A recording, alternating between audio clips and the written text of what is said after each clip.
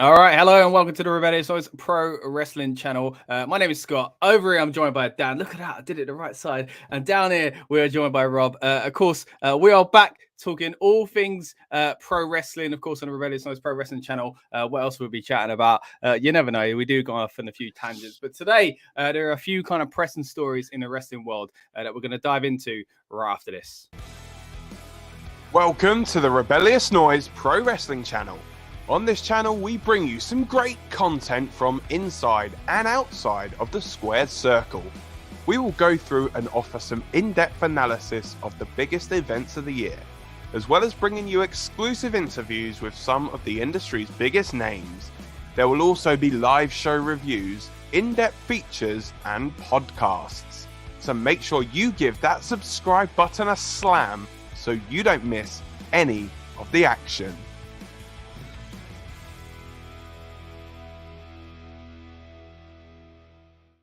All right. So once again, welcome back to the channel. And we're going to dig into some of the biggest stories at the moment. And I think one of them kind of sprinkles into many different kind of subjects anyway. It's the big story, in my opinion, as far as WWE goes, at least. And that's the renaming or kind of cancelling and kind of giving a new show altogether to this Saudi experience that we're going to get at the end of May. And of course, it was supposed to be King and Queen of the Ring, which I think a lot of us were excited about. The prospect of seeing a King of the Ring and a Queen of the Ring, which we saw for the first time last year, of course, at Crown Jewel. Queen Zelina, Queen Woods. They didn't do much with either after a while, don't get me wrong, and that's been an issue with the King and Queen of the Ring for a while, especially the King, of course, been around for much longer. But we're all pretty happy to see a Queen of the Ring last year. Now it was part of the title. Really excited to see what they do, and it felt like we were going in the right direction as far as making them both mean something. We'll get into that a little bit more as we go along. But now, of course, it's been cancelled, it would appear, or has it? Is it just the renaming? Are we still going to get these tournaments? Is kind of what I'm looking to get into here as well. But now, of course, we've moved away from King and Queen of the Ring to Night of Champions. And traditionally speaking, with Night of Champions, they really hype up this whole every title's on the line, and that's going to bring us into another discussion in a little bit as well. But first of all, I'm going to swing it around to Dan and get your first thoughts really on the rebranding or the cancelling and new showing of whatever's gone on here, however you want to call it. How do you interpret it, by the way? Yeah, do you think this is just a rebranding of a show? Are we getting rid of the King of the Ring altogether and the Queen of the Ring? What do you think's going on? So, my thoughts on it is I think that they realised just before WrestleMania, when they made the call to have Roman keep the title against Cody Rhodes, that this event would fall on the 1000th day of his Universal title run. So I think to do a King and Queen of the Ring tournament thing would, I guess, in their eyes, diminish the fact of, like, oh my God, we've got this like monumental achievement that's just happening on this same day. And so that would kind of either overshadow what was going on with King and Queen of the Ring, or King and Queen of the Ring would overshadow that. Right. So I think by going down the Night of Champions route, kind of gives them that out kind of thing where they can give Roman that kind of crowning moment, so to speak, pun intended. But yeah, they can give Roman obviously that crowning moment of the 1000 days, and it then also has that feeling of, the fans are still obviously getting a really like big show, because obviously it's going to be every title on the line as is like tradition. But yeah, definitely think that the 1000 days for Roman has played a big part in this, and I wouldn't be surprised if we get King of the Ring a little bit later on in the year. Some good points there, especially that of the potential reason as to why they've changed it away from King and Queen of the Ring, and like you say, maybe moving that elsewhere. We'll touch on a few things about the tournaments themselves in a moment. But Rob, what do you think about that kind of viewpoint that it could be this Roman Reigns situation? Of course, you brought it up on the stream when we were heading into WrestleMania that could be what they were looking for anyway. We did the maths on the fly, found out, like we were just saying, that it was going to be that night. And I kept thinking, oh, in Saudi, but not once did the name of the show come into my head. to make me realize, hold on, like Dan's saying, that's kind of confusing. I mean, you look at, for example, the Hell in a Cell match, the most iconic one of all time, one of the most iconic moments in WWE history, happens at King of the Ring, and it's kind of a bit strange in that sense as well. So yeah, maybe it's a bit confusing when you've got this giant moment. I guess you could say Money in the Bank with CM Punk had nothing to do with the Money in the Bank show and stuff like that. So an interesting point there, and especially if it is one that is planned, and like Dan says, we could potentially be looking at something big happening there, whether it means he's keeping it, or getting rid of it. Basically, going into that day, I think it is, he's already on 1,000 days. So what are you thinking as far as that potentially being the reason why we've moved away from the King of the Ring and Queen of the Ring? It makes sense, doesn't it? Obviously, as you said, on the build up to Mania, and I think a lot of people then all of a sudden, obviously it wasn't me that made the thing of saying it's going to happen at Saudi for Cody. You just made me realize, and that's good enough.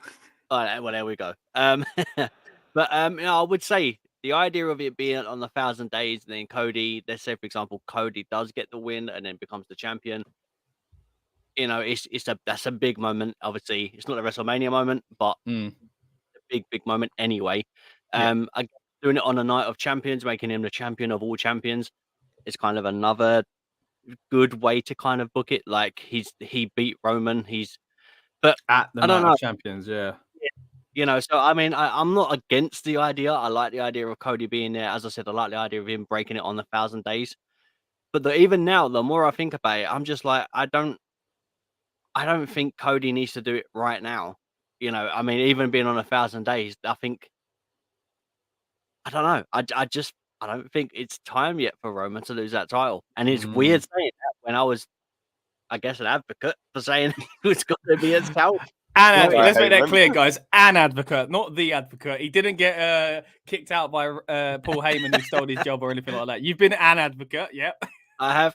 Because like I said, the idea of being like 1,000 days and Roman losing it on 1,000 days is such a big blow to the idea of, it's a celebration.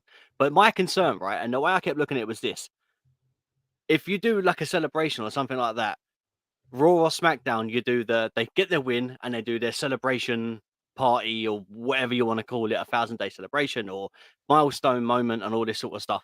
Yeah, but because it's 1,000 days, it's going to be such a big thing that it can't. Not that it needs its own show, but it needs its own segment, and it'll be really, really weird having a sort of segment like that on a PLE when it just wouldn't go down right. Do you know what I mean? Yeah, like that, the kind of celebrations and that. But I guess that comes if he retains or even, if it's that's the day, they could technically have the celebration before they hit the actual figure, because the fact is he won't be performing until then, and he will make that, so they could celebrate it like when your birthday falls on a weekday and you celebrate it then instead, on the weekend before instead even. But I just don't think it hits that mark, does it? Like I think the celebration needs to be on the 1,000th day. Like it. I get you. It feels like that's what they have to do. And it's just strange that if they do it before, as they've done it on Raw, and I'm like, well, we could still defend it on SmackDown. Like, do you know what I mean? But yeah, I get where you're coming from. It just feels think clunky. Yeah, no, I get that. But look, they're not strangers to doing things clunkily, if that's a word. On Sunday Night Heat. Sunday, love it. Bring that back for sure. But look, I'm not against the Night of Champions thing. I always think it's a good one. It's just another example of the WWE calendar needing a bit of an overhaul, and it looked like we were getting that with King and Queen of the Ring. I mentioned earlier on Queen of the Ring, but of course it wasn't called that last year. It was called the Queen's Crown. So this was actually the first time we were going to get it under the Queen of the Ring brand, and we all know what it was last year. Don't get me wrong, but it wasn't actually called that. So it's it's a shame in that sense, but I do understand, like Dan said, I think it's a great point. Once they realized that, they probably did start thinking we should probably promote it in this way, assuming that Roman is going to be a big part of it. Of course, we're also assuming that Cody Rhodes is going to be a part of that, but it might not be the case. Of course, we had Nakamura come back on SmackDown last night, and after it, he was basically saying, I'm back focused guy for world titles, and there's only one man at the moment with world titles within this company. So don't get me wrong, I don't think Nakamura is kind of conquering Roman Reigns, but I can see him kind of stepping into that role for a little while until we do get to SummerSlam. So I wouldn't be surprised if it's not Cody, is what I'm saying. Yeah, go on. So I was just like we were saying, there needs to be a filler person while Cody's kind of dealing with Brock Lesnar. Yeah. And we said it makes sense that if they're trying to get to these 1,000 days, they can go one or two ways. They can have someone kind of just fill a gap, isn't going to win it. It doesn't matter who it is. Kurt Hawkins, for all I care. It's just there to basically still employed. Fill that void. Yeah, that'd be a big job, just someone. Yeah, I don't think he's still there. No, it's not. But just someone like Kurt Hawkins or like Ziggler Gary the Goat Garber or something. The gobbledygooker. Just someone fill that gap. So it's just there. So Roman's still defending it. So it's got to be somewhat believable, but I get your point. And then Cody deals with Brock, and then after that, Cody then goes back to Roman. Yeah, so I don't think Roman's defended at Backlash. I don't think he'll be at Backlash. So yeah, I think and I don't see him defending it on Raw and SmackDown. So I think they're basically set now that he's going to hit it, and yeah, it is most likely. I think now that they will do, I guess, some kind of big like celebration for it. But it's just going to be weird though how they do it, because it's like obviously he would be going into that show anyway as the 1,000 days. So whether it's a case of he kicks off the show as like, oh, I've been champion here for now 1,000 days, no one can beat me, and then you get somebody that comes out. I mean, the worst thing they can do is have somebody like Goldberg or The Rock or something come back literally and then beat him that night, because then I can't see it. The thing is though, what if they do something like that? What does it say about the current people then that they've got on the roster that no one can beat him, but we can get this kind of in a nice way possible, this part-timer come in and kind of beat him. Yeah, I mean, they were tempted enough, obviously. Surely would have been tempted enough, all the times that they did have Brock facing him earlier on in the reign as well. And of course, Brock is the one that dropped the second title to him. So I'd be very shocked if they did. But don't get me wrong, Dan, that fear is still there just by you saying it. I feel a little bit uncomfortable. It'd be Mayor Glenn Jacobs, isn't it? Oh, don't. Go on, Rob. What you going to say? The only other thing I can think of scenario-wise is, they open up the show with a celebration. They do the big celebration video package. I guess they'll do a video package of him pinning every single person that's been up in this run of the 1,000 days. Then they'll do the celebration with Heyman, maybe the Usos or whatever. And then I don't know, maybe like he's that cocky. He'll face anyone because it's 1,000 days. He'll smash anyone. No one answers the call. It gets to the end of the thing, and then I guess if it's going to be Cody's music hits, and then if he wins it that night, it's a shock because it's I doubt it, because it just feels like a cop out, though, doesn't it? I think if anything, the Night Champions thing, and again, we'll get into this a bit more in a moment, but of course, every title is meant to be online. But I wouldn't be surprised if that one wasn't, and it was to celebrate the 1,000th day, because it's the Night of Champions, and what we're going to do is celebrate that, like you said, just a celebration, and there's no match, or they do what you're saying, but it wouldn't be anyone believable actually going to do it, so maybe a Cena where you're like, oh, maybe, and then you go, realistically it's not going to happen. But I don't think or Goldberg or Brock, I could see that, but I don't think it would happen if it wasn't announced. I've just had a thought as well, by the way. Careful. If it's Night of Champions, every title's got to be defended. Could they potentially defend both? Is this going to be the night potentially where he does, he's going to defend the WWE title and the Universal title? Because let's not forget, right, they're focusing on 1,000 days as Universal champion, not as undisputed champion. Yeah, they can still take one away. Yeah, undisputed champion. Technically, he's only been for 300 and it's just over a year now, isn't it? Because he won it at WrestleMania 38. So potentially, I think if they were going to do a title change from Roman and have Roman get pinned, a good way to do it would be to have him lose the WWE title, and then he could say, well, no one's beat me for this title. So then he's still got that kind of heelness of... I mean, this has been a conversation for about a year, hasn't it? Since he had to, we were like, how do you take one away? And the Cody one seems so obvious. Like, the belt he wants is the WWE title. He hasn't specifically wanted the Universal until they started promoting it that way as undisputed. But yeah, definitely could be the case. Laura is saying, what if Solo betrays Roman? It's a possibility, of course. I think that's what a lot of people think. The bloodline thing could go towards either Jey Uso and Roman, or Solo. Of course, they've been playing it kind of strangely with Solo for a while, but also, of course, on SmackDown, you had that incredible moment where Paul Heyman was saying, basically he was talking to Sami Zayn and Kevin Owens, but he was looking at the Usos when basically saying that Roman, didn't, I can't remember what he said. Roman was just, something. Yeah. So, of course, but we'll get into some Sami Zayn and Kevin Owens stuff in just a bit. Going back to the King of the Ring, though, guys, and the Queen of the Ring.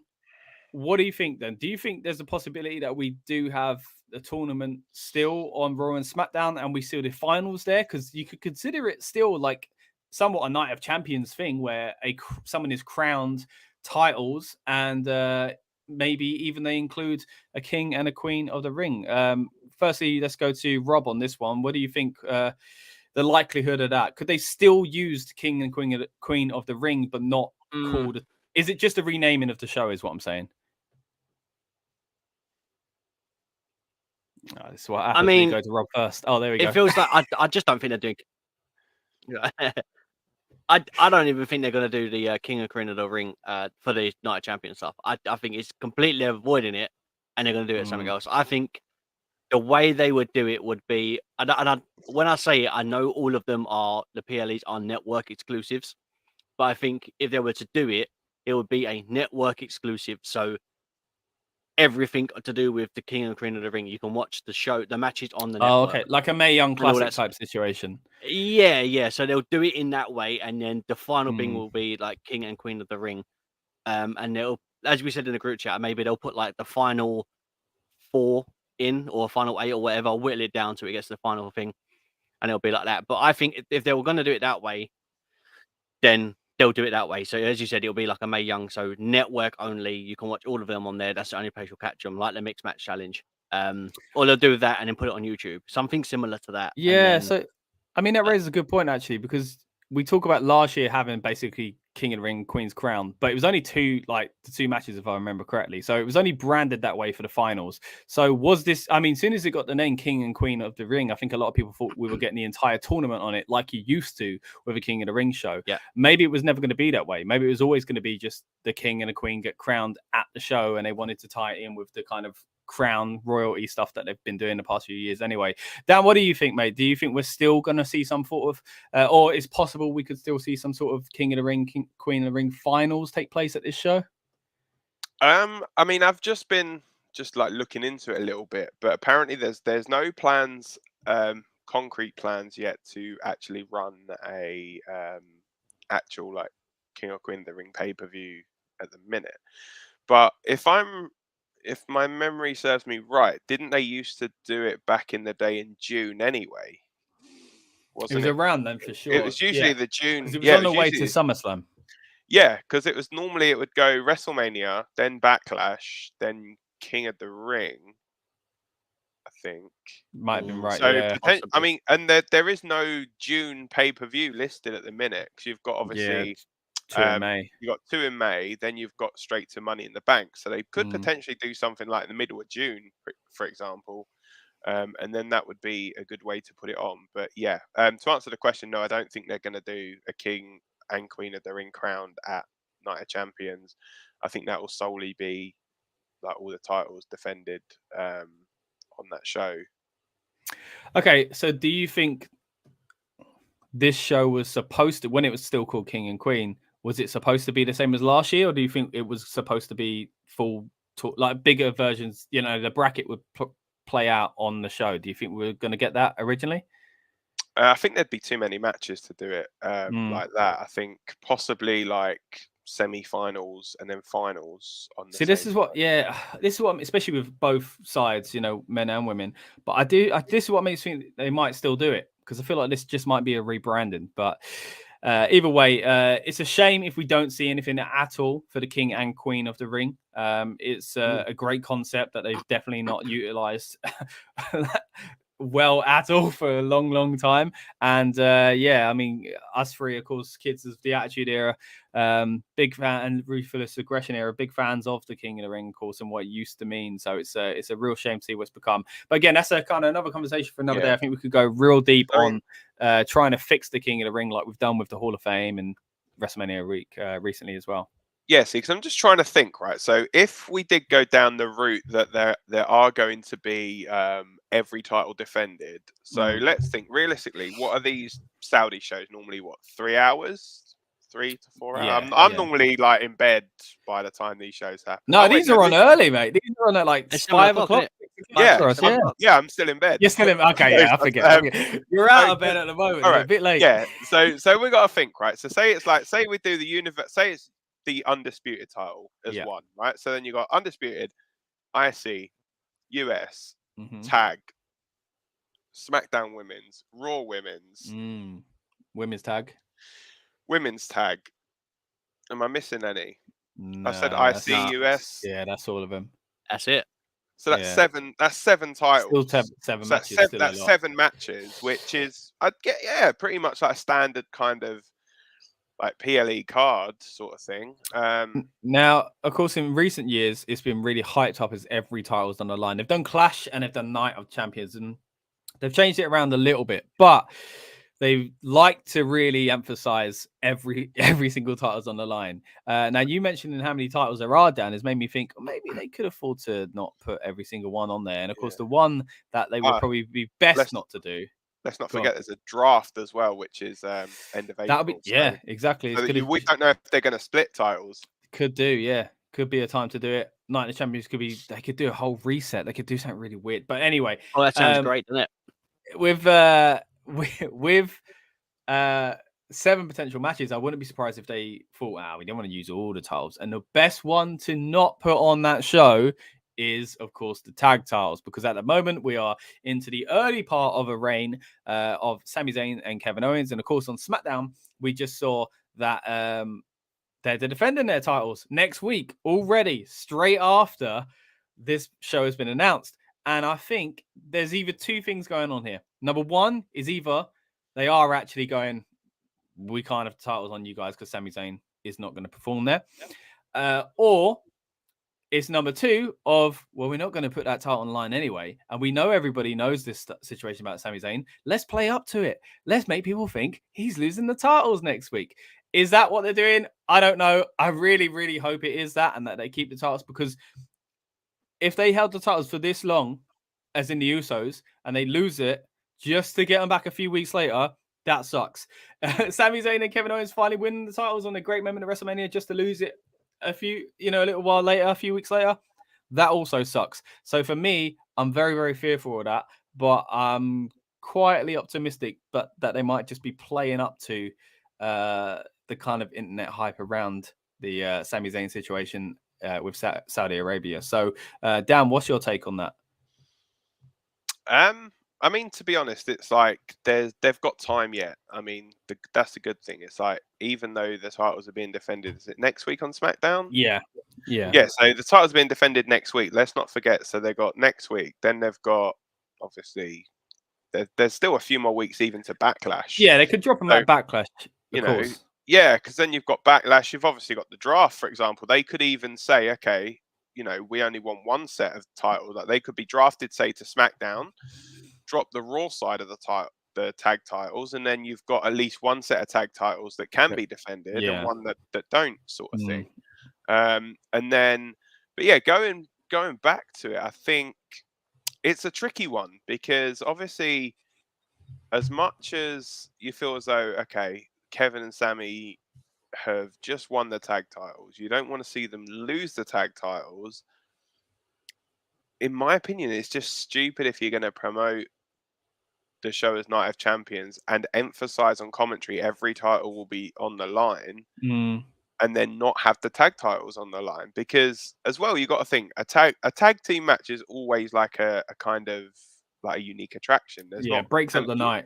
Yeah, you're never going to have like a show where there's like, say, 10 tag team matches, but you could quite easily sit through 10 singles matches, for example. Whereas obviously you'll probably most likely have a women's tag title match, which probably be like Natalia plus random partner number 7,427, taking on obviously whoever the women's tag champions are at that time. But yeah, I mean, so just quick. So I'm just trying to think. Has Kevin ever been out there? Did KO do a show out? I'm not sure. Not off the top of my head. Was one of wait? Did he lose the title to Goldberg out there?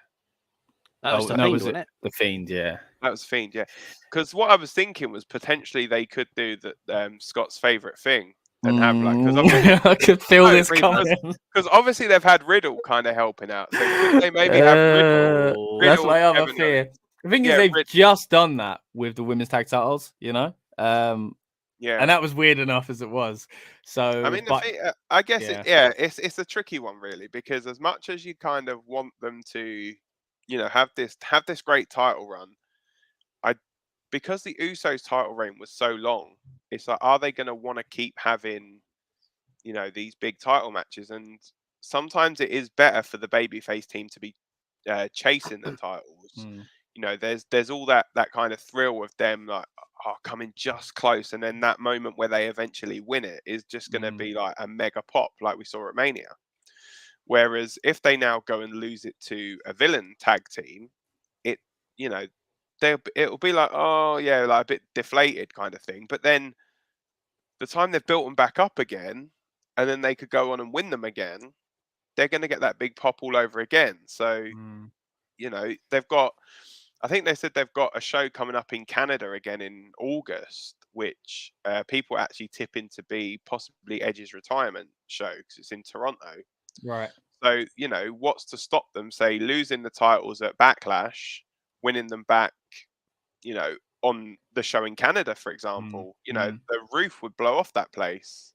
But yeah, my big concern for that is kind of touching on some of the points I already made about the Usos as well, in the sense that I hate when someone holds the title for so long just to lose it and then win it straight back. Like it would damage that 620 for me so much. It was bad enough when Austin Theory lost the US title and got it straight back. It was kind of really confusing. Rob, what are you thinking, mate? As far as I know, you love the Usos. Look, we all do. They were great tag champs, but surely it's not time to hot potato it straight back to them. If they do, I'll be fuming. Obviously, as you said, I'm a big Usos fan. But to answer your question, Owens, the only time, or the one and only time he was in the Saudi show was 2018 for the greatest Royal Rumble. Wow. And we all remember how that went. I mean, Braun Strowman won that. So he's still a reigning defending champion. Of course. 5 years. Other than that, though, look, if you're going to hot potato a title, don't make it a tag. We finally just made them credible again. Yeah, please. I mean, this is another thing for them. It's such unfortunate timing, because I understand why they would have to be like, these can't be on the show, because it's good for long-term storytelling as far as the tag titles and the whole situation. Sami Zayn, I completely understand it. But like you say, would it damage them by not being on that show? Yeah. No, so this is my thinking. So obviously we'll either get the free bird rule, as has been said, with Riddle, which does kind of play into the old idea of Riddle. However, I think Owens is very stuck in his ways to stand by Sami Zayn. So I don't think the titles are going to be there. So I believe the best way to do it would be next week when they do the title defense and they keep building it up that way. I think the Usos are going to go out and just demolish them.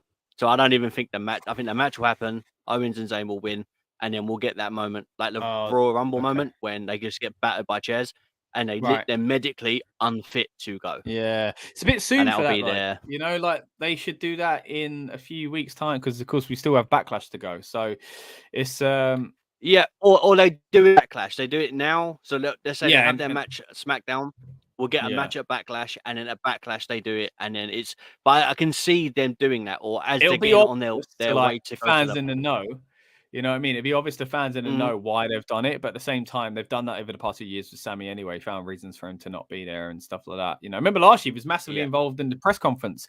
It was Logan Paul and Roman Reigns, and there was all these Sami Zayn chants and stuff. Even people in Saudi were chanting for Sami as well, and of course he wasn't there. So it's it's a tricky situation, but I hope it doesn't, kind of put themselves into a corner where they think they need to take the tag titles off them. I think, look, I love the whole every title's on the line, but if there's any time to kind of drop that, it's now, because I think it's more important to keep the reign of the Usos worth being noteworthy, basically, by not giving them one straight after it, and also and protect that ending of that streak as well, by giving it to Kevin and Sami in that WrestleMania moment. I think it would be a big mistake. And also for me, I don't want the people that had the long reign to get it straight back, even if I'm not even just straight back. Like in 2 months' time, it shouldn't be the Usos. I think the team that needs to beat Sami and Kevin Owens are someone completely different. It needs to be another heel tag team and move that division into another direction. I think it shouldn't be the Usos whatsoever. I think and then Judgment Day would be a good shout. Judgment Day would be great, man. They would be great, like we talked a lot. Dom, Damian Priest. Because the thing is, and you got to think as well, the red and blue belts merging into like one purple championship would fit in with Judgment Day. That's a good idea. That's a good idea. I like that, man. Get me on the writing team, mate. But I was just literally thinking as well. So, what if potentially they did this thing where, obviously, as we keep reiterating, we've got like about a month and a half before this show's actually happened, so a lot can happen in that time. We've got like however many Raws, Smackdowns, plus a PLE like sandwiched in between as well. So potentially what they could even do is have, obviously, the Romans getting more and more frustrated with the Usos. If the Usos lose next week, then it could be pretty much like, oh, that's the end of the bloodline. And then Owens could literally turn on Zayn and just be like, you know what? Look, it's like, look, we won these titles because it was just, for me, it wasn't about winning the titles. It was just about getting rid of this bloodline thing. Yeah. And literally like vacate them even, something as stupid as that. But it's a possibility. I get what you're saying. It's something like if they're going to do that, like, if they're going to do that, can they do it in Canada? They need to do that in Toronto. If there's a time for you to give nuclear heat on one person, like Owens or Zayn. I mean, I'm assuming it'll be Owens because Zayn was the last one to be the heel. So if they're switching it that way, imagine the boos if Zayn was to then turn and cause them to do that. Because I'm literally thinking like more for a case of like before this show, to kind of a way to get them not to compete in Saudi, pretty much. But do you know what as well? Something that I've noticed has gone really like slid under the radar is the recovery of Big E as well.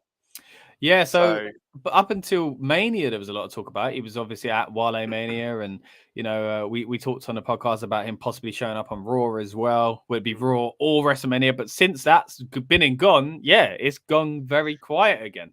Well, because it would have been around, because they said like, oh, it'd have like another scan or something around the year, and that year's come and gone now. So for all we know, he could literally be cleared, and they could be like, okay, they've beat the Usos. It's like, okay, so who are like the next kind of big tag team? And I think the only way that you could kind of, people would be, I'm okay with them losing the titles, would be to a returning Big E with the New Day kind of thing, because then you've got that dynamic of two beloved tag teams in obviously Zayn and Owens, and then the New Day, and then obviously you've got the option of New Day doing New Day things with the titles, and obviously they like to use the Freebird, so that can protect Big E a little bit as well. If he's not if he says like at 98%. It can protect him a little bit as well, with having obviously the other two. Well, Kofi's injured as well, so it'd have to protect him as well. Yeah, just be 4 belts Woods, isn't it? But it's looking like they're going in a direction of Woods and LA Knight. Yeah, moment, definitely. So. We'll get into him in a little bit as well, because a bit of news around him seems to be floated around as well. So that's pretty much it, I think, on King and Queen of the Ring then, and the Saudi show. Guys, if you're watching live or on demand, let us know what you think is going on here. Do you think we are getting the King and Queen of the Ring as far as the tournament still? We're at least going to get the finals on that show, Night of Champions. What do you think is going to happen with the Sami Zayn situation surrounding the Saudi shows as well? It'd be interesting to know your thoughts as well. Later on in the show, we're actually going to bring up some video of Lucas, who's going to kind of give us his thoughts on this as well. So we'll go through that at the end of the show, and then we'll kind of recap and kind of respond to his thoughts as well as we do make our way out of here. But before we do, of course, we're going to move on to the next subject now, and that is Drew McIntyre. Now, we've talked about a little bit on this channel already, but there's a lot of rumors at the moment, of course, that his contract is expiring. We even joked around the other day about the possibility of him showing up for AEW, Wembley Stadium, but I think his contract actually goes beyond that anyway. But of course, just recently, he put his header and his profile picture is completely black and took out everything from his bio, which of course made everyone go, did you see he took out every WWE mention? It wasn't just WWE, folks. It was everything, except for his handle, of course, which has WWE in it. Anyway, what do you think's going on here, guys? First of all, are they playing up to it? Which is what I personally think. I actually think that they know what's going on out there, and I think someone higher up in creative probably just said, you should do this, or maybe even suggested it because they know something's going on. They're going to try and build something out of it. Or do you think he legit is trying to send a message and he is kind of possibly on his way outside of the door? We'll swing back round to Rob on this first time as well. What do you think, mate? I mean, potentially it could be a work, right? I mean, it's possible. It's now clear that his contract's up. They haven't come to an agreement. It's up in as January, far as we know. by the way. January. Okay. January is when it expires. Oh, January. Okay, cool. All right. So at the moment, they haven't come to an agreement. They've still got, what, eight months? Yeah. That's still a long time for you to figure out a contract and stuff. I think I would like to know that I would like to think that they're playing on it because it'll be a big loss to lose Drew. However, the last two people that have blacked out their profile picture, their header, and took stuff out to do with WWE was, I believe it was Rollins and Liv Morgan, and then all of a sudden they heel turned. So, okay. Could this be a heel turn for McIntyre? Okay. A little bit of continuity in a way that I didn't expect that could be going on. Okay, I like. Yeah, I mean, possibly, I'm all for it. We spoke about it anyway. Yeah, because it was kind of leaning that way anyway, into like the fact that he was kind of not caring about his friend's feelings in Sheamus, going for the IC title. So I wouldn't be surprised. We've talked about it countless times on this channel, of course, how like it was incredible. Was amazing through the pandemic, and then he got a bit stale. And I think just in time for Clash, it worked out again. He's done incredible things lately with Sheamus and going a little bit further down the card, going for the IC title, but still in incredible matches and moments and storylines. Don't get me wrong. But yeah, I think something does need to change with Drew if he's going to go back into that main event level. So, hey, I'd be open to seeing a heel Drew McIntyre again. And like you said, Rob, I think letting go of him would be absolutely crazy, considering the talent, but also again, just like even like we talked for months, years now of like, that moment, he never got that moment. To not give him the moment in front of fans, but also not keep him in the contract, like think he wasn't worth enough keeping after what he did in that period would be absolutely wild. He was literally the face of the company and did a great job. Hey, we don't know the situation behind the scenes and what money terms and all this kind of stuff, but on the surface, as far as like Drew McIntyre goes, to me, it's like throw money at the man. But anyway, Dan, what are you thinking as far as, is this a work? Is this a heel turn? And what would it be like if he left WWE? He's winning Money in the Bank. Whoa! Okay. Whoa! Simple. So big play. Yeah. So they're probably it's been widely known that basically Drew's had like the last sort of few months and that he's been dealing with like a lot of issues. Like he's been not well, and apparently he has a whole heap of respect backstage for the work ethic that he puts in.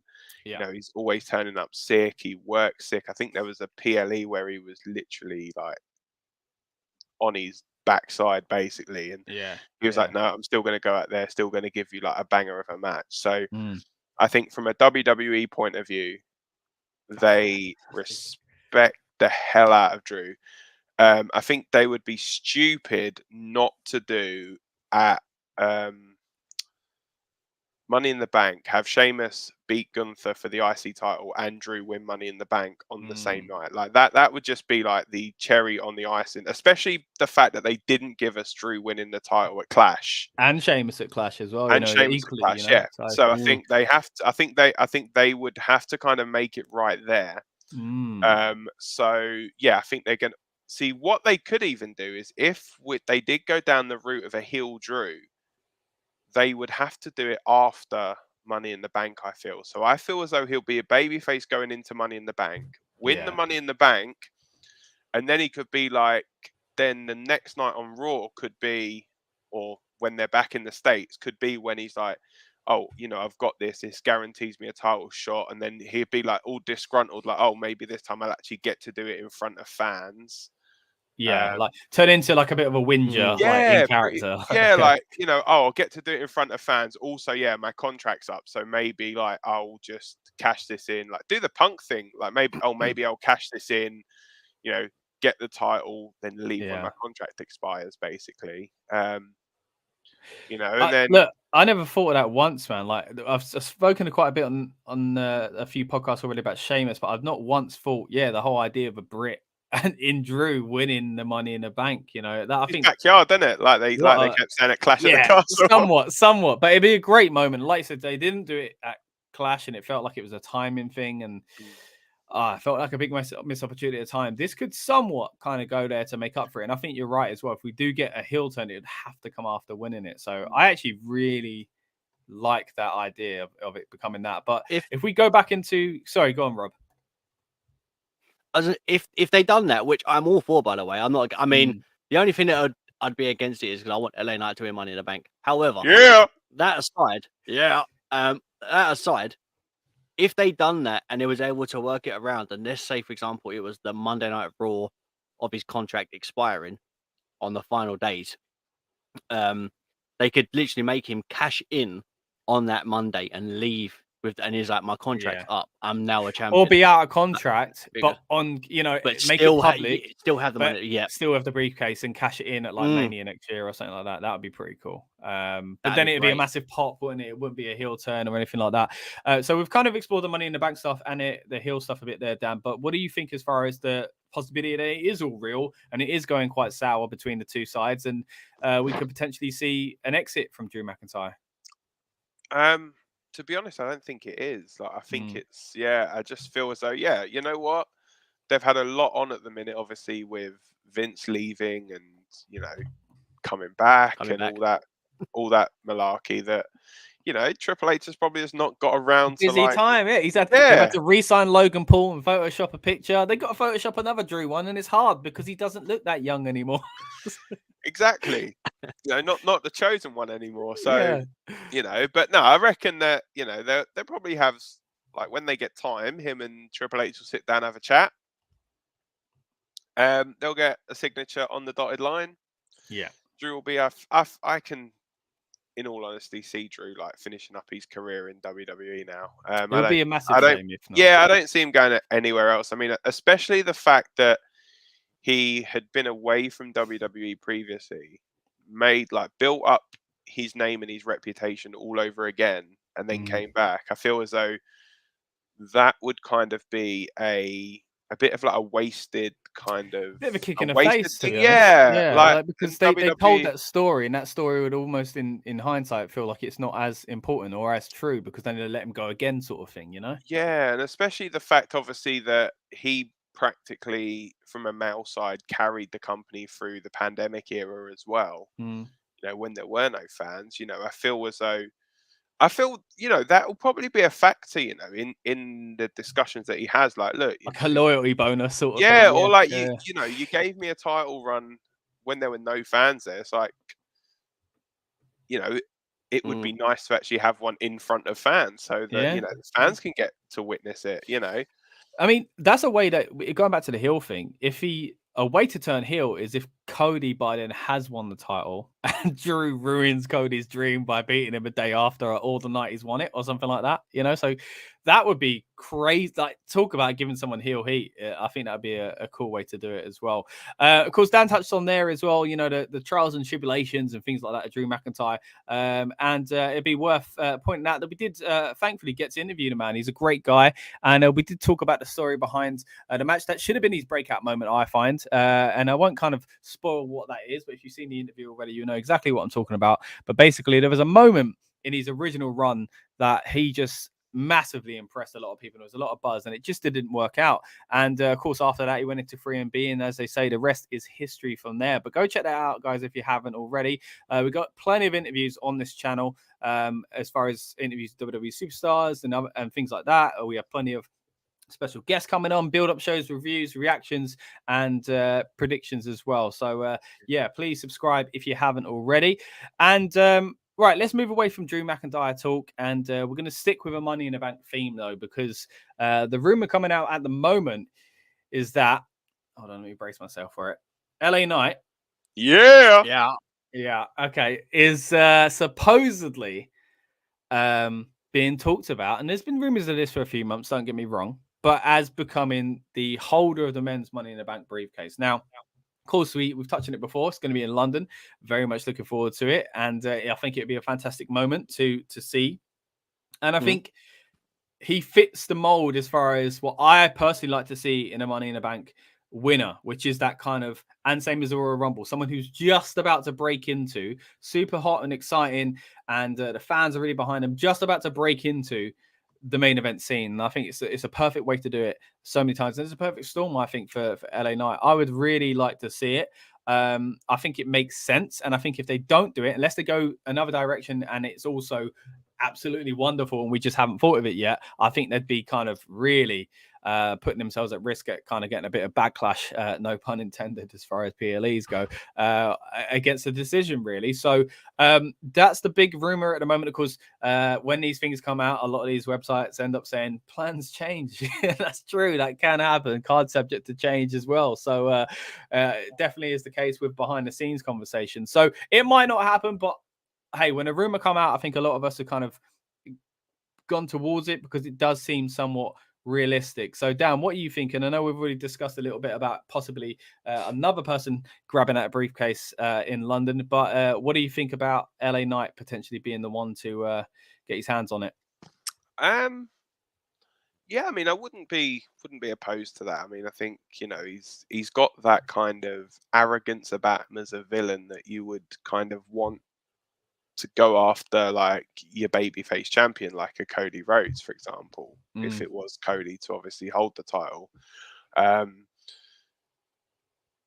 think with someone like an LA Knight, I think he would be one of those where, a bit like Theory, where you're thinking, yeah, he might not be successful with the cash in. Whereas I think a bigger name, so like if it was, say, like a Cody, a Drew, a Seth, for example, you would probably, I'd say 99% be like, yeah, that'll be a successful cash in. Like the title's going to change when they cash in.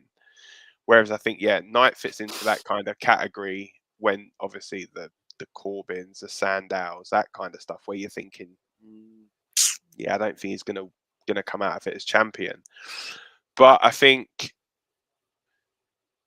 since he's come up to the main roster from NXT and then obviously dropped the Maximum Male Model stuff, I think he's definitely producing some really good stuff. Like he's just showing like how good he was, obviously back in the TNA days when he was Eli Drake and stuff, you know, and just how good and how charismatic he is on the mic. So I think, you know, give him an opportunity. I mean, who knows what's going to happen, as I say, in the draft as well. Like, you know, he could have a good run with maybe like a US title if he was moved to Raw.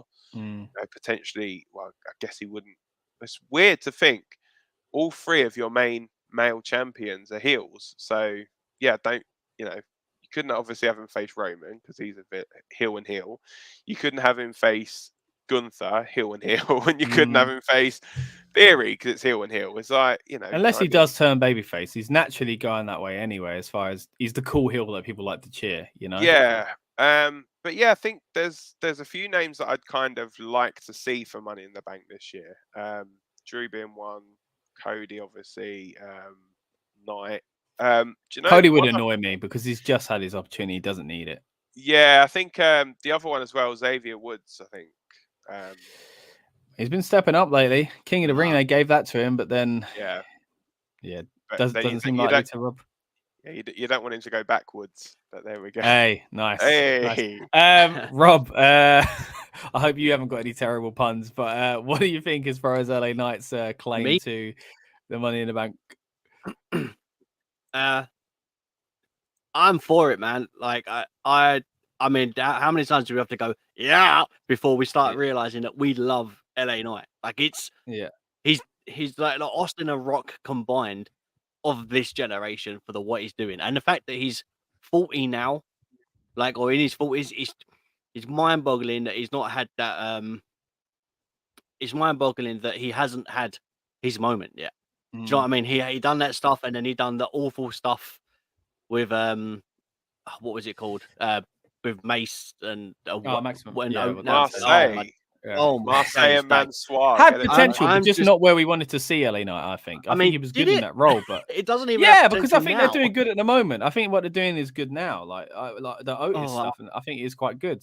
I just think when you've got LA Knight and Eli Drake, whatever you want to call him, you use him as that version of the character. Yeah, you don't give him that silly kind of thing again, especially at this age, part of his career as well. Like, as you said, he's one of those guys that's.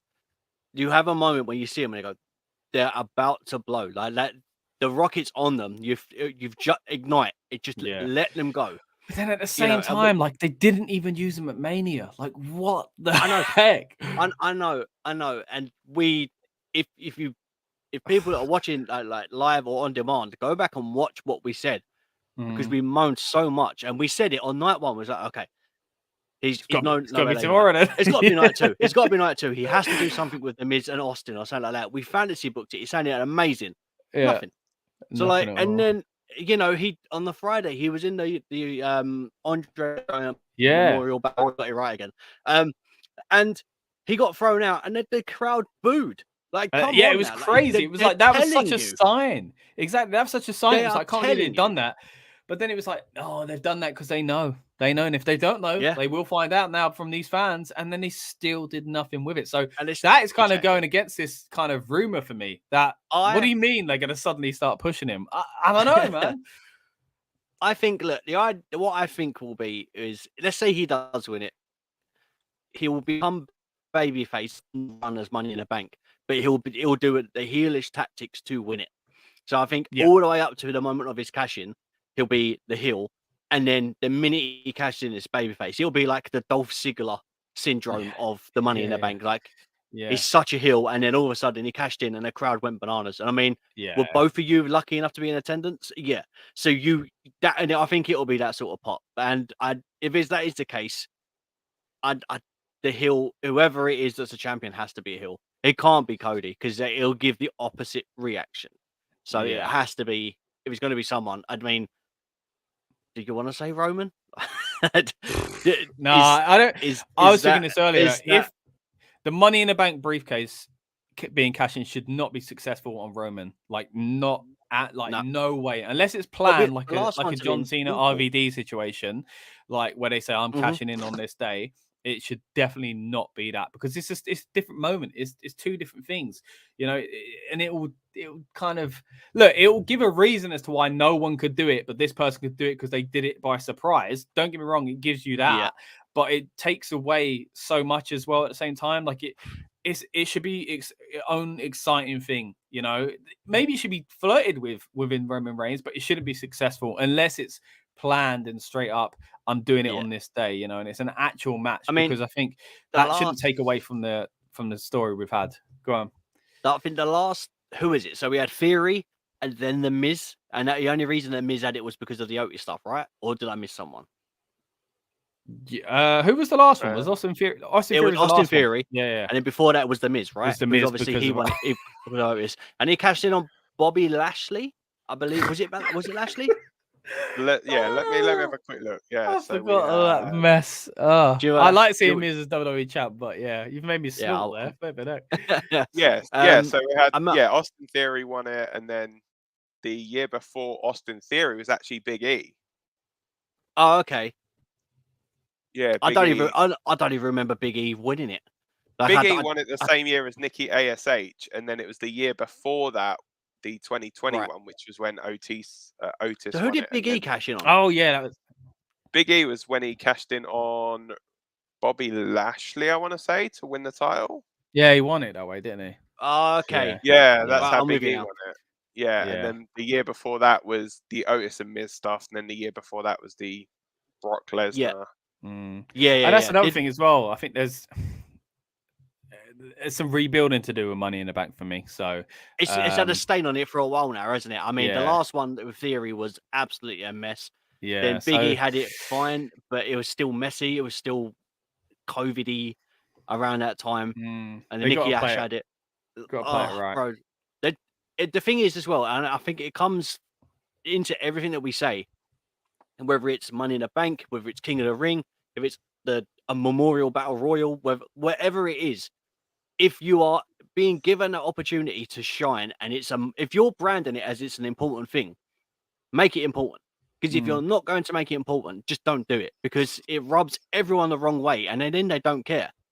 Because we were talking about King of the Ring on the last podcast, and I was like, well, unless they're going to do it properly, I'm not really bothered. Yeah. Because when was the last time that the King of the Ring actually meant something? Because you don't want Money in the Bank going that way as well, you know. And I feel it's going to go that way. PLEs that were themed like Hell in a Cell is the reason why they've got rid of them now. So Money in the Bank's still got a lot of life in it. Don't get me wrong. Before it gets ruined, it's not been that bad, but yeah, But it could potentially go that way if they don't fix up properly. And on the other side of that as well, LA Knight needs something big soon. Whether that is a kind of secondary title or even going for the main one, or win the Money in the Bank. I think we're all in agreement that now is the time to cash in, no pun intended, on LA Knight's kind of hype and things like that as well. I reckon they'll win the up, down title. Hey, at least it's something. Before we get out of it, just a few comments here from Sludge Sports and hello. Thanks again for joining us, mate. Really appreciate you spent a lot of time with us over Mania, so thanks for coming back. Sludge Sports says King of the Ring has been cancelled. Yeah, so we've dove into that already a little bit, mate.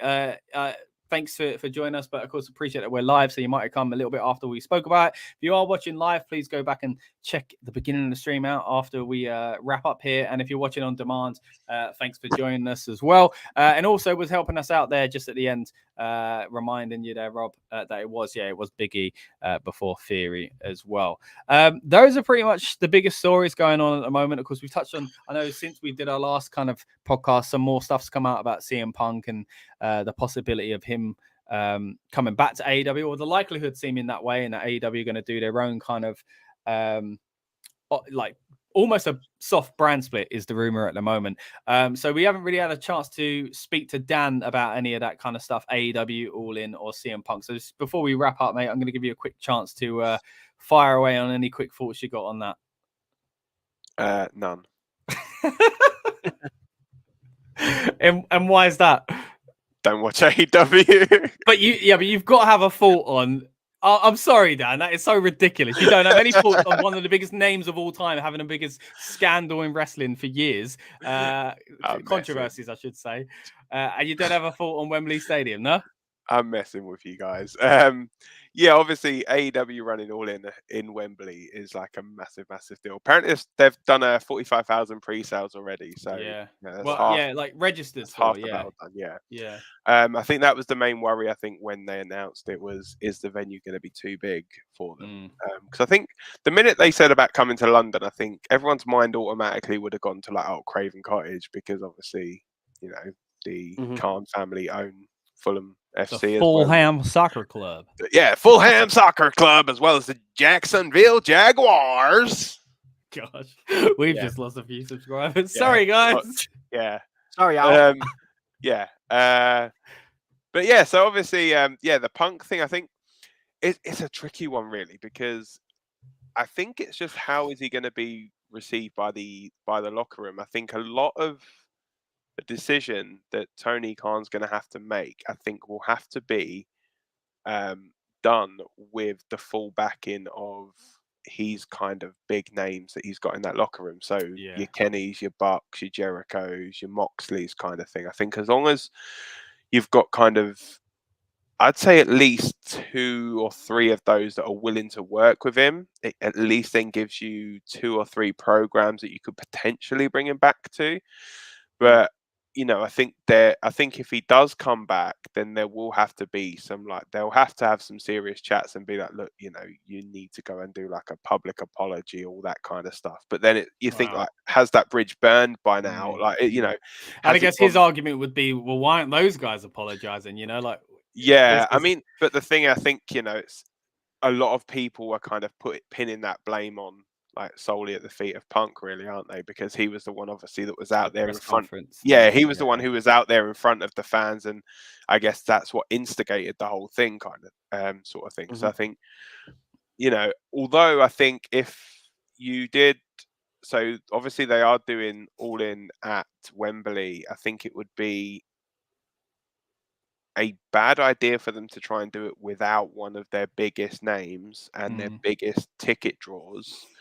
I think there'll be far more people wanting to go to a show where CM Punk's announced than there will be people not wanting to go to a show or going to the show, where he's not announced.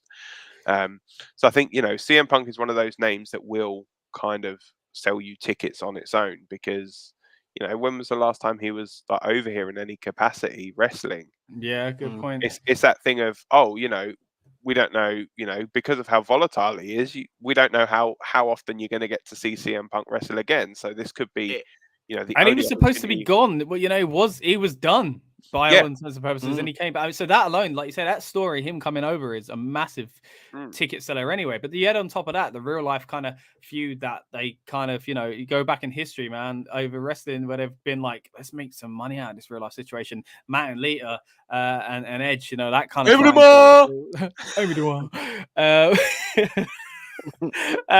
Rob, you got any thoughts on that as far as these kind of more recent pieces of news really about this potential soft brand split and Punk being potentially brought back for that to separate him? I think if you're gonna do it, it needs to be done the right. Obviously, it needs to be done the right way. I think a lot of things need to be kind of spoken about before they even do it. A lot of the guys, from what we've seen publicly, some have said they don't want to work with him at all. Some have said they're willing to work with him.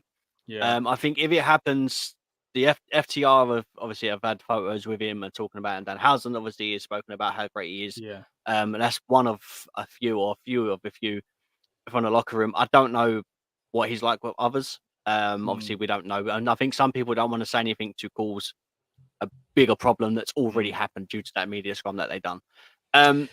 But they need to, if they've got the option to have CM Punk there, I mean, surely they should use it. I mean, I'm just going on. I'm thinking it's out just loud. for one show. I mean, I think the Punk went 2014 in January, right? His last appearance was Royal Rumble 2014. He got thrown over the ring by Kane or whatever. So if you're going by the last time he would have performed in, I guess in the UK, they always do the WrestleMania tour, Thanksgiving tour. So that's I think maybe time at least. If he was there, it would have been Thanksgiving tour 2013. Yeah. So that's nearly 10 years. 10 years, yeah. So, I mean, and they can literally advertise it as 10 years since Punk has wrestled in the UK. I don't have to mention WWE, but it's a fact. It's a statement. Yeah. So that has a thing there.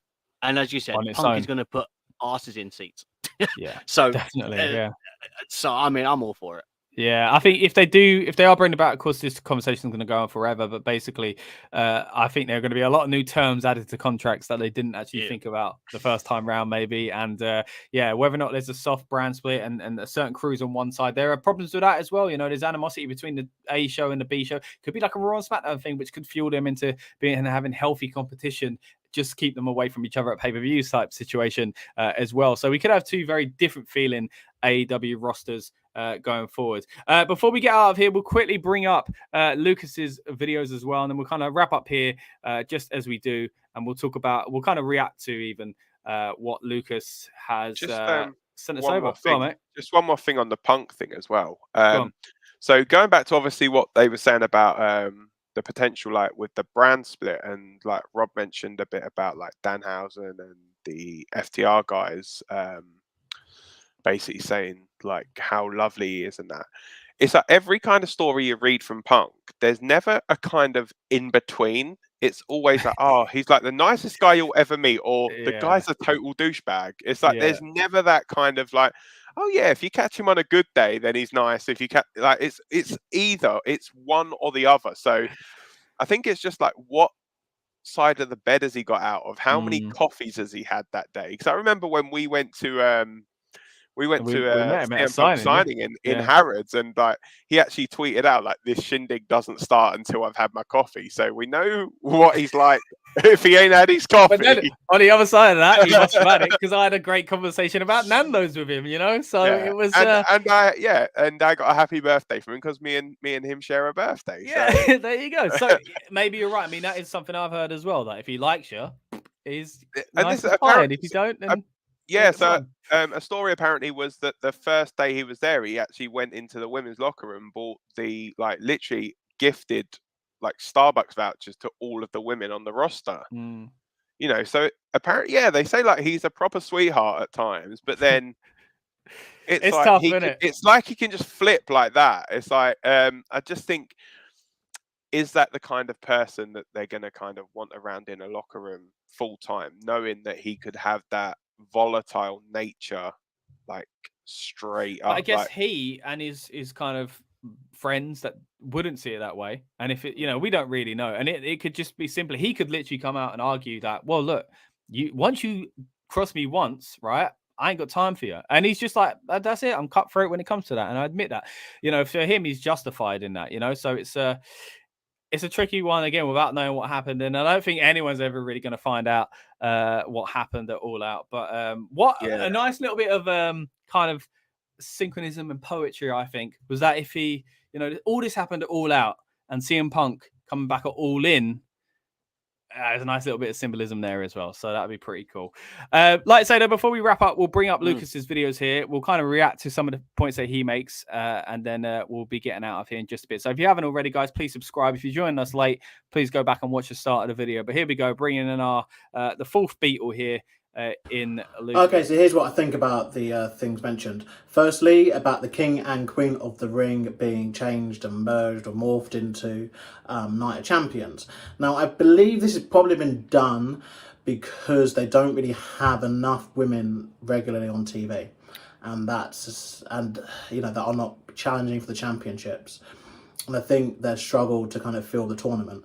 And I think logistically, setting this up would be difficult. I personally like the King of the Rings when it was all on one night tournament, because surely that's the whole grueling aspect of it. A bit like the Rumble. Imagine if the Rumble was like, well, you face 10 people on like Monday and then another 10 people next week. It's like, no, the whole thing is it's whole, going through 30 people, or number 30 just wins, I guess.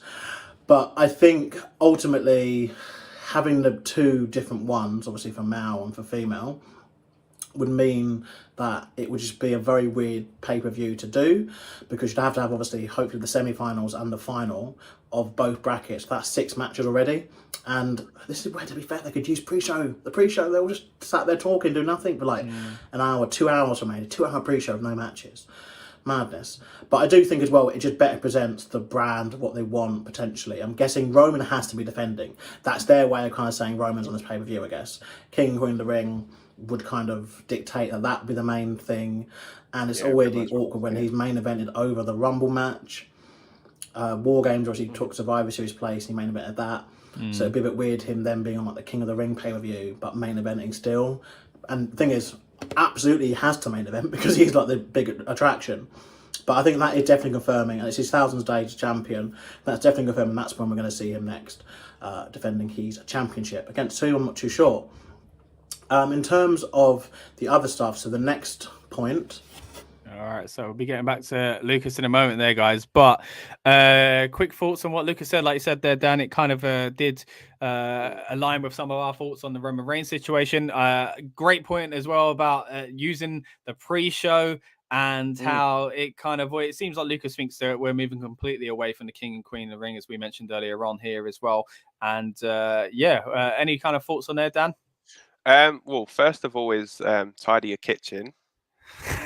That's the first one, because that there was stuff everywhere. Mate. Why are you bringing attention to it? Out of order, man. He's not here to defend himself. And I didn't even notice. I was too busy. I didn't notice it. I'm going to rewind now when I'm done with it. You get to see another clip in a minute, so I have to look at it then. But in all honesty, though, I think a lot of what he was saying was actually right. I mean, like he'd mentioned to me previously actually about the whole like not enough women to do like the tournament thing. I think there is enough women to do it. If you can do like a 30-woman Royal Rumble, then you've got enough to do a King of the Ring tournament. I think Queen of the Ring tournament. But yeah, I just think it's, and obviously making use of the pre-show. I mean, if they were to do that, when would you actually get the chance to do your cooking? That on the. That's a good point. I don't get much Have chance you now got anyway with the that on build-ups, our Have you got that on our RN Taste yet? like We've whole got a show. food and drink channel. You need to get that on RN Taste. Like, Yeah, maybe I Scott's should actually. like The literally pre-show do like cooking. the pre-show grub or something. I don't really get time now because when we do the build-ups and they wrap up pretty much as the shows are about to start as well. So I would say, I usually cook that last 10 minutes in between. I miss a bit of the opening promo package, but there we go. What was you gonna say, Rob? Just got Domino's on speed dial. I was gonna say the RN Food channel is a bit like Scott's plate at the end of a WWE PLE, empty. There's nothing on it right now. We need to. No, there's a few things. It's just it's slowly building. We haven't done nothing for ages. We need to do enough, just like all the channels. There's a lot in the pipeline. Don't get me wrong. Right, let's get to Lucas's next. Okay, so in terms points. of the tag title changing hands, I think they just do one of their kind of attacked backstage kind of angles. I don't think there'd be a lot of goodwill with them if they were to drop the belts off of Sami and Kevin straight away, then just won them. So I think they won't do that. Hopefully not.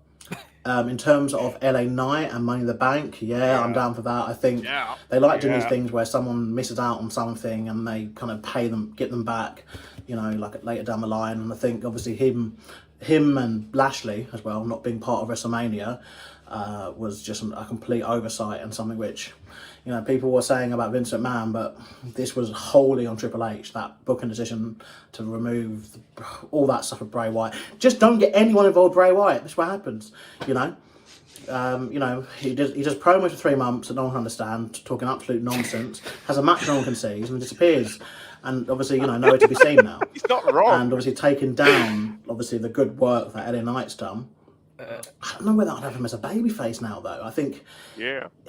But it's tricky because I don't think they're going to give him Money in the Bank, though. I think that... You got to remember, he's 40, isn't he? Money in the Bank used to go to someone younger, in my opinion.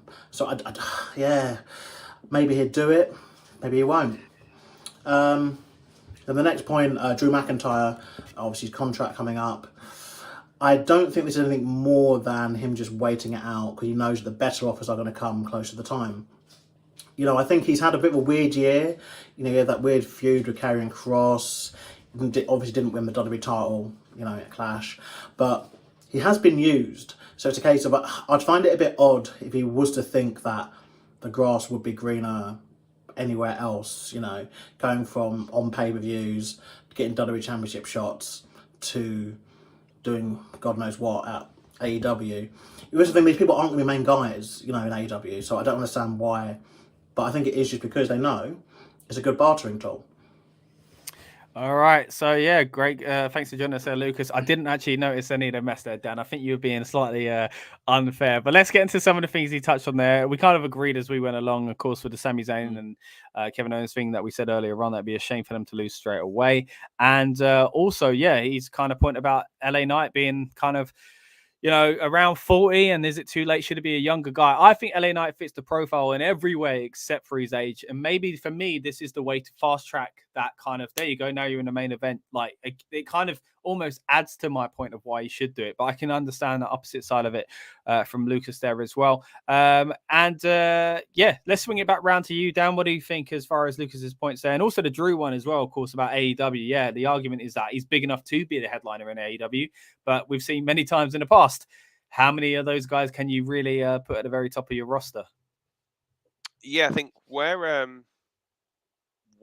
AEW is different is the fact that they've just got the one kind of main title that people can go after. I mean, obviously for a long time, WWE had Raw, SmackDown, so it was split into 2 shows. So you could literally have like top names on each show and both challenging for a kind of bona fide world championship.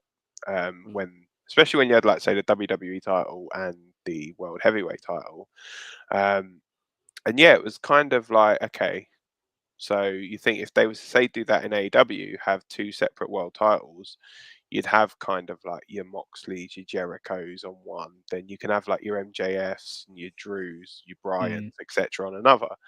I think if that was the case, then I'd see more of like more of an argument for it happening. But yeah, it's like I was saying earlier, that I don't think there's anything to it. I think, Lucas's thing, what he was saying is kind of right about it's most likely Drew's just waiting out for the better offer. Like obviously, like 99% of the UK at the moment, trying to go on strike to get better wages. So power to the people. Go on, Drew. Exactly. Go on, lad. Don't mind it. What about you, Rob, mate? Any thoughts on He'll just get McLynching round the table, wouldn't he? Mate, Mick Lynch is a good promo. I I'd know, love to right? see him in the WWE. So Have him manage his daughter Becky. hey, come on. Right. Go on, Rob. What do you think as far as Lucas's comments there? No, he's making good points. I mean, to be fair, he kind of said the same sort of stuff that we've said. Like we have a group chat. It's stuff that's been said in the group chat and passed around, and the discussion about, like certain like LA Knight's age and the way they think going on with Drew and stuff, and the AEW stuff. So it's stuff that we've all been saying, and it's kind of there isn't a case of no, well, we all disagree. There's so many strong points from everyone that's been speaking of recent over the last couple of weeks, and they all make sense. Like, is the grass greener for Drew? Maybe. Is it not? Do you know what I mean? Like, the problem is when you go to a new company. I think let's look at Drew. Drew, if you go to a new company, you're going in as the new guy, even though you've established you're a bigger over the top, and you're established. Everyone knows you are. You're a draw. They can't make still you the champ new straight guy. away. You can't be champ. Everyone else. You have exactly. Yeah. So what do? You start in the middle, and now let's just say you start in the middle. Well, where's Miro? Because he was supposed to be a future guy, and where's he? Do you know what I mean? So like, I guess it's not always that. It's a good place to flex. It's a good opportunity to flex your creative kind of wings, really, and match up with new guys and stuff like that. So I still see the appeal in going to AEW if things aren't going well for you in WWE, but there is still that risk as well. We've talked about plenty of times, of course, about this massive roster. Quickly going to get some comments here before we wrap up as well. We've got Andy joining us again. Thank you, mate. Much appreciated. Of course, you would have seen a lot of Andy on this channel over WrestleMania, live from LA. How incredible was that to get his insight in person as our correspondent? He says, evening, lads, great show. Just to mention, they did a 4-way tag Mania for women's that even had qualifiers. Great point. 8 people in that match. And of course, on top of that, the ones that didn't even make it. So he says, there are enough women, but it's whether or not winning it means anything. Yeah, it's Good kind point. of like what I was saying about, like, they can do a 30-woman Royal Rumble. They've got more than enough people to even do like a 16-woman tournament. You do like a 1 round, then you do quarters, semi, and the final. You don't need you'd need 16 people. Like we did a women's World Cup with 16. We did. Wrestlers, so, go check that out on the main Rebellious Noise channel. Some great lockdown coverage for you there as well. But it's a great point. There are enough women. It's just, as Andy said, does it mean anything? Same as the men's one. The King of the Ring. Unless it kind of leads to a normal contendership match at SummerSlam, which I think should be the way it goes. That's what it used to be, wasn't it? Yeah, exactly. It was for a bit. So Andy also says Drew is in desperate need of a heel turn. Make him destroy everyone and set him after Gunther. And for the love of God, stop counting before the Claymore. Thank you. Oh man, a million percent on most of your all of your points there, man. Like we touched on Drew's need for a heel turn earlier on as well. So I'm glad you agree with us. And go on. In lockdown, you was like, "Oh, I love the count. It has to happen." No, I said I hated it. I've always hated it. I want to go back and clip this moment. No. In a minute, you're going to say I was a fan of Otis with a briefcase. No, I weren't, mate. You're a revisionist here. No, that didn't happen. I've always hated the Claymore. I swear you bought an Otis t-shirt at one point with the Money in the Bank. I like Otis. I like what he was doing. He shouldn't have had the briefcase. That's another conversation for, I say another day. It's been a conversation on nearly every one of our podcasts, just as much as the Iconics being let go is something we bring up every single time for Rob as well. It's true.